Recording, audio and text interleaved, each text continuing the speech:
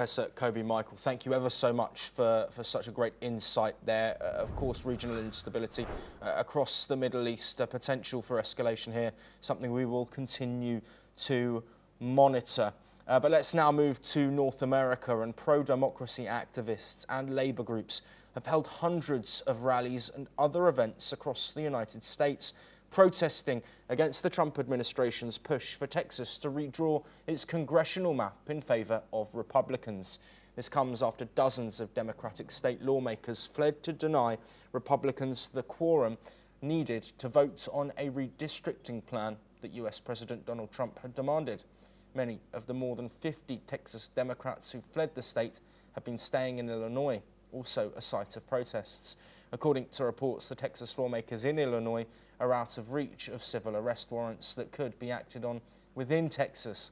Meanwhile, as a pushback, California's Democratic Governor Gavin Newsom unveiled a redistricting plan in his state that he says would give Democrats their 5 more congressional seats, possibly offsetting any Republican gains in Texas.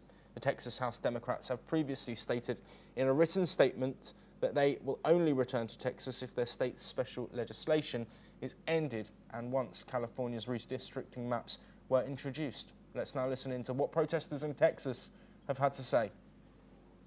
And we definitely don't need the president taking over our state and buying, using our state legislators to take over seats, to rig elections. We want democracy.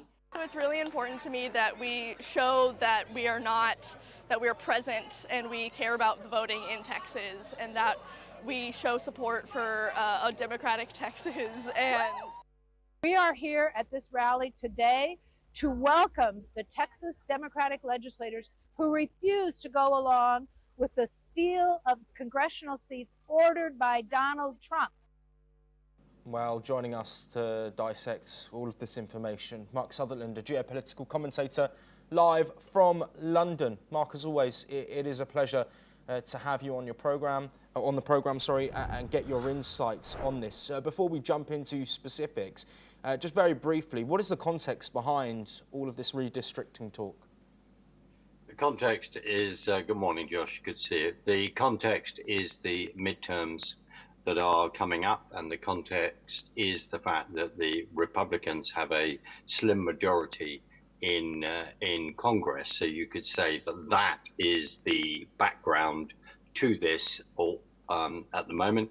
What is absolutely fascinating is there is a long history and story to explain about what has been going on in Texas for some time, and the fact that Texas, a Republican state, is the Democrats have been working very, very hard to overturn that, whether that's in a senatorial race against Ted Cruz, and also to then overturn Texas in congressional districts. So that is the background to what is going on. It's down to the midterms in 2026, and to be honest, with the Democrats turning around and saying we're not happy about this, gerrymandering within our voting system, that also what happens is you could argue that this should happen like every 10 years. To actually have this in the middle of a decade is something that they're objecting to, because normally this comes out of census that are then taken, and they then look at the population and the mix of that within the states and divide that within the district. So that is a background which, yes, again is another history lesson, Josh. Absolutely, so many different permutations in this conversation. Of course, Gavin Newsom also potentially having an impact in this. But I want to look at these protests. Over 300 protests nationwide in the US. Do you think that these will have little to no impact on the Trump administration, seeing as it's predominantly Democrats who are going to be protesting? And ultimately, when you have an election, you will have people happy with the result and you will have people unhappy. Well, absolutely. And America, in many ways, is very divided. But here's the big thing. I always find it fascinating when Americans say we are a democracy. No, they're not. They're a constitutional republic with alienable rights. They use the democratic mandate of voting. And there is a huge history there to explain in regard to various gerrymandering that has gone on for many, many years, and it has to be said at times on both sides. Again, this is down to the midterms. This is also grassroots activism, because they are not that, particularly in California, as Trump promised, he will then sort out illegal immigration, and with the border force there going in, ICE, and arresting illegal migrants and then deporting. There is also this whole background to that. This is going to be a very, very interesting race for the midterms, and the bottom line is there's a lot of resistance to President Trump, to who he is, to what he stands for.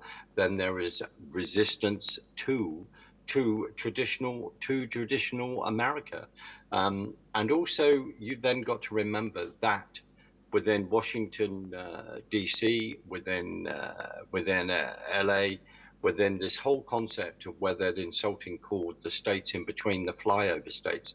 This is constantly a push for power, and in many people's eyes, understandably, a complete and utter attack regularly on the Constitution of the United States and what America what it actually stands for, Josh. All of this has to be taken into consideration. And as I say, it's about that. Trump came in and said, we need a strong border. And many people, it appears, obviously, seem to object to that, Josh. Well, yes, Mark, we are going to move on, but please do stay with us, because we're going to stay in North America.